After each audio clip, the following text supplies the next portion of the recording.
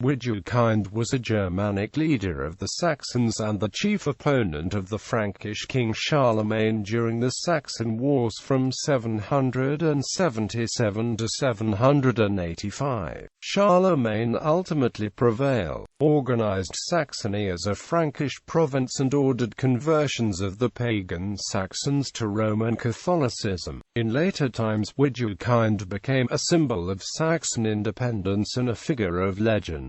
Life. Very little is known about Widukind's life. His name literally translates as "child of the wood," more probably a kenning than a proper name. All sources about him stem from his enemies, the Franks, who painted a negative picture representing him as an insurgent and a traitor. While Widukind was considered the leader of the Saxon resistance by the Franks, his exact role in the military campaigns is unknown. According to the Royal Frankish Annals, the Franks campaigned Saxony in 772, when Charlemagne ordered the destruction of the Irminsul sanctuary. The Saxon Wars continued when Westphalian tribes devastated the Church of Deventer and the Angraria laid siege to the Frankish court at Fritzlar. The king retaliated against the local nobility, enforcing the consent to incorporate the Saxon lands as a Frankish march. Widukind was first mentioned by the Annals in 777, when he was the only one of the Saxon nobles not to appear at Charlemagne's court in Paderborn. Instead, he stayed with the Danish king Sigfrid. The next year, the Westphalians again invaded the Frankish Rhineland and subsequently fought a running battle against Charlemagne's forces and the local allies, while the king was busy in Spain.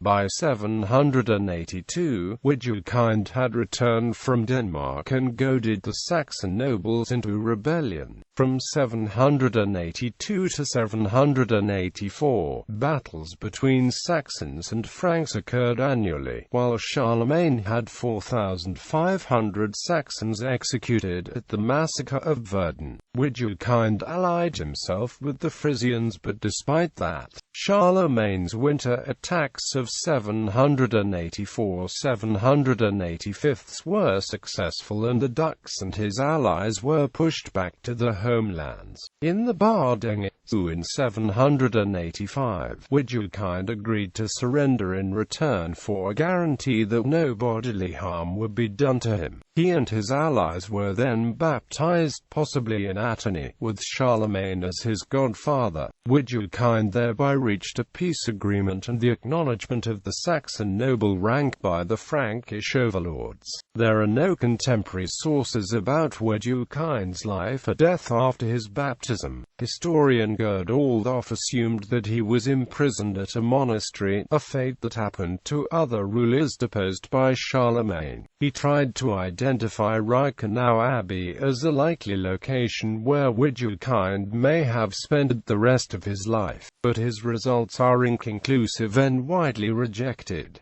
Alternatively, he may have received a position in the administration of occupied Saxony. The Vita Liugeri biography of St. Ludger mentions him accompanying Charlemagne on his campaign against the Veleti leader Dragovit. According to the 12th century Isaac Chronic, he was slain by Charlemagne's brother-in-law Gerald of Bar. Legend. Numerous legends developed around Widukind's life. He eventually appeared as a saintly figure and the builder of many churches. He was later assumed to have died in 808. His feast day is commemorated on January 6. According to legend, Widukind experienced a vision that led to his conversion. Disguised as a beggar, he was spying on Charlemagne's troop camp during Easter. He witnessed a priest performing a holy sacrifice of the Mass and the priest was holding a beautiful child during the consecration. To his astonishment, people would receive communion and the priest would give the same child to each person. Widukind was dumbfounded by this scenario and went to beg outside. Following the end of the Mass, one of the emperor's servants recognized Widukind behind his disguise, due to an odd formation of one of his fingers, and Widukind was captured. He was interrogated and confessed to spying on Charlemagne's camp for the purpose of becoming better acquainted with the Christian faith. He later confessed the divine vision he had seen. The emperor concluded that God had given Widukind the grace of witnessing the divine child, Jesus, behind the sacred host of the Mass. Widukind then renounced his worship of pagan idols. According to myth, Widukind rode a black horse before his baptism and a white horse afterwards. A white or black horse can be found on many flags and coats of arms in England, the former Kingdom of Hanover, Germany, and the Netherlands. Later perception. Medieval. Since the 9th century, Widukind had been idolized as a mythical hero. Around 1100, a tomb for him was made in England. Recent excavations have found that the contents of the tomb are indeed early medieval, but of the remains of a young woman. In 1971, archaeologists discovered 3 graves in a prominent place in front of the altar, the remains of 3 men who had died in the early 9th century, 2 of them about 60 years old warriors. The third, a young man, were, after a DNA analysis in 2002, identified as half-brothers or maternal cousins and a nephew. The man buried in front of the altar is assumed to be Widukind. When in the 10th century Saxon kings replaced the Frankish kings in East Francia, these kings proudly claimed descent from Widukind. Matilda, the wife of King Henry I, was apparently a great-great-great-granddaughter of Widukind. The House of Bwag, to which several dukes of Saxony belong, had Matilda's sister among its ancestors and thus also claimed descent from Widukind.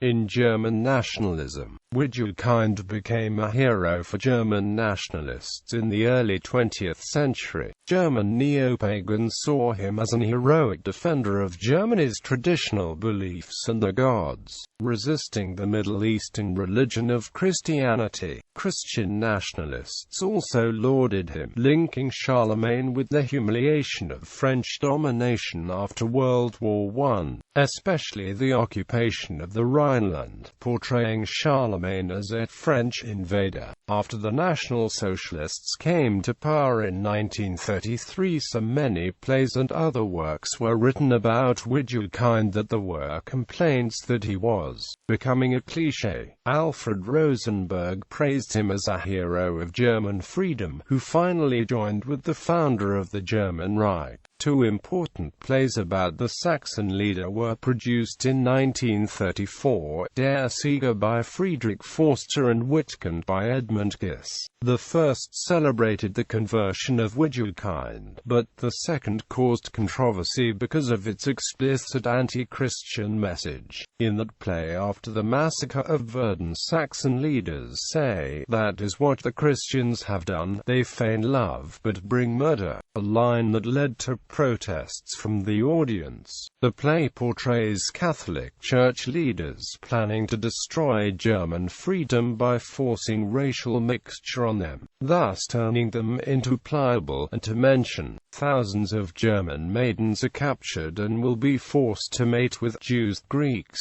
Italians and Moors, unless Widukind converts, which he does only to avoid this horrifying prospect. He gives a speech saying that the survival of the German race was his principal concern, and that future generations will praise him for this when the true spirit of the German people arises once more. Present many buildings are named after him in the area of England, including the Widukind Gymnasium Enge.